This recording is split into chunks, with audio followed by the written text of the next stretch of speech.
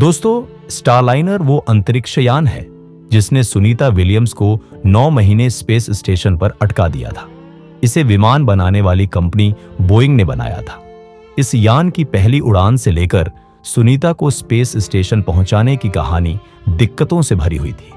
अमेरिकी space agency NSA की अंतरिक्ष यात्री सुनीता विलियम्स और बुच विल्मोर 9 महीने बाद धरती पर वापस लौट आए हैं।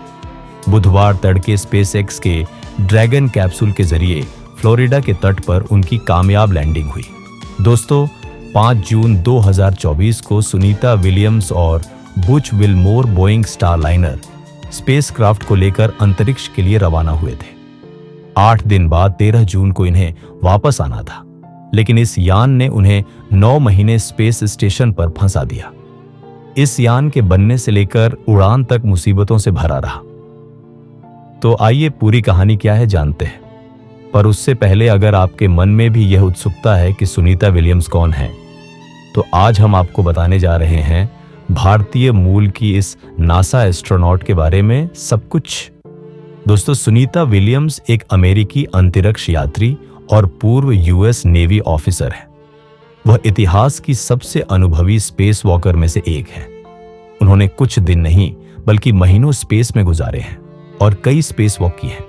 यहां तक कि स्पेस में मैराथन दौड़ भी की है। 19 सितंबर 1965 को जन्मी सुनीता विलियम्स का करियर नेवी और नासा दोनों में ही प्रेरणादायक रहा है। स्पेस के लिए अपनी लगन, साहस और उपलब्धियों के लिए विख्यात सुनीता विलियम्स का भारत से गहरा नाता है। सुनीता विलियम्स का जन्म यूएस के ओहियो स्थित यूक्लिड में हुआ था, लेकिन वह मैसाचुसेट्स के नीदम को अपना होम टाउन मानती है और वह एक अमेरिकी नागरिक है। उनके पिता दीपक पांड्या एक न्यूरोएनाटोमिस्ट के रूप में काम करते थे। दीपक पांड्या गुजरात के मेहसाणा जिले के झुलासान में पैदा हुए थे। इस लिहाज से देखें तो सुनीता विलियम्स का मूल गांव सुनीता विलियम्स नेटिव विलेज झुलासान है। वहीं उनकी मां उर्सुलाइन बोनी पांड्या स्लोवेनियाई मूल की थी। विलियम्स के 2 बड़े भाई बहन हैं। एक भाई का नाम जे थॉमस और एक बहन का नाम दीना आनंद है।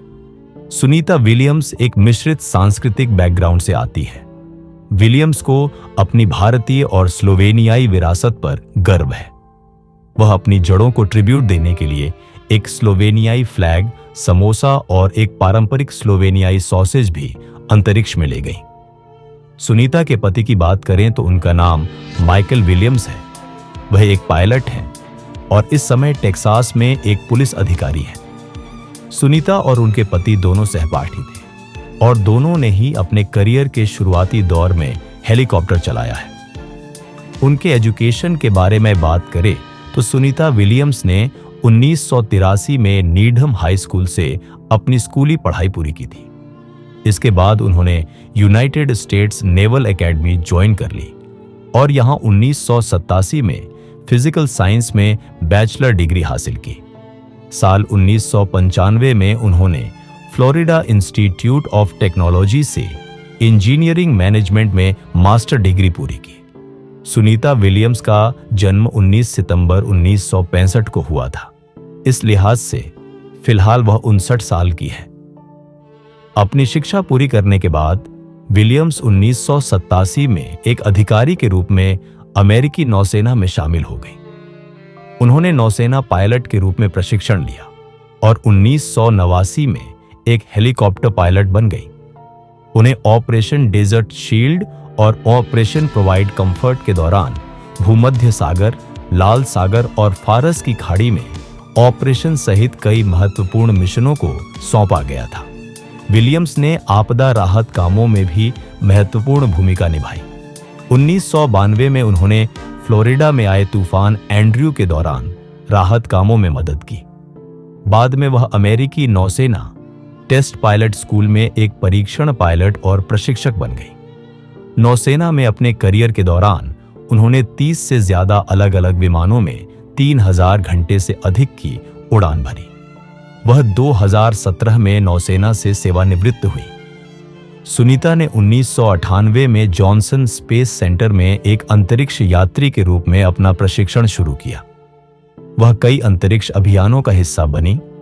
और किसी महिला द्वारा स्पेस वॉक करने का रिकॉर्ड तोड़ा। बता दें, सुनीता विलियम्स तीसरी बार अंतरिक्ष में गई है। इससे पहले उन्होंने 2006 और 2012 में 2 मिशनों में कुल 322 दिन अंतरिक्ष में बिताए थे।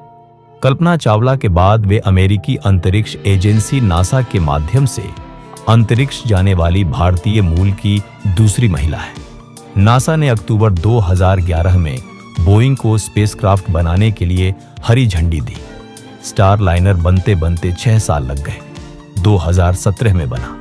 2019 तक उसके परीक्षण होते रहे, लेकिन इन उड़ानों में कोई इंसान शामिल नहीं था। ये मानव रहित उड़ानें थीं। पहली मानव रहित ऑर्बिटल फ्लाइट टेस्ट 20 दिसंबर 2019 को हुई, लेकिन 2 सॉफ्टवेयर की गड़बड़ी से ये दूसरे ऑर्बिट में पहुंच गया। स्पेस स्टेशन से डॉकिंग हो नहीं पाई। 2 दिन बाद न्यू मैक्सिको के व्हाइट सैंड्स मिसाइल रेंज में वापस लैंड हुआ। दूसरी मानव रहित उड़ान 6 अप्रैल 2020 को हुई। स्पेस स्टेशन तक जाना था, डॉकिंग करनी थी, इसके बाद वापस आना था, लेकिन लॉन्चिंग थोड़ी टालनी पड़ी। अगस्त 2021 में लॉन्चिंग करने की तैयारी हुई, लेकिन फिर स्पेसक्राफ्ट के 13 प्रोपल्शन वाल्व में कुछ कमियां पाई गईं। इसके बाद बोइंग ने पूरे स्पेसक्राफ्ट को फिर से बनाया। मई 2022 में ट्रायल उड़ान की तैयारी की गई। 19 मई 2022 को स्टार लाइनर ने फिर उड़ान भरी। इस बार उसमें 2 डमी एस्ट्रोनॉट्स बिठाए गए, लेकिन ऑर्बिटल मैन्यूवरिंग और attitude control system thrusters fail हो गए। किसी तरह 22 मई 2022 को स्टार लाइनर को स्पेस स्टेशन से जोड़ा गया। 25 मई 2022 को स्टार लाइनर स्पेस स्टेशन से वापस धरती पर आया। रीएंट्री के समय स्पेसक्राफ्ट से नेविगेशन सिस्टम खराब हुआ, कम्युनिकेशन गड़बड़ा गया, साथ ही जीपीएस सैटेलाइट से कनेक्शन टूटा, लेकिन बोइंग ने कहा यह सामान्य है। तीसरी मानवयुक्त उड़ान साल 2017 में तय की गई थी, लेकिन कई वजहों से देरी होते होते यह जुलाई 2023 तक आ गई। 1 जून 2023 को बोइंग ने कहा कि हम इस उड़ान को टाल रहे हैं। 7 अगस्त 2023 को कंपनी ने कहा कि स्पेसक्राफ्ट की दिक्कतें खत्म हो चुकी हैं।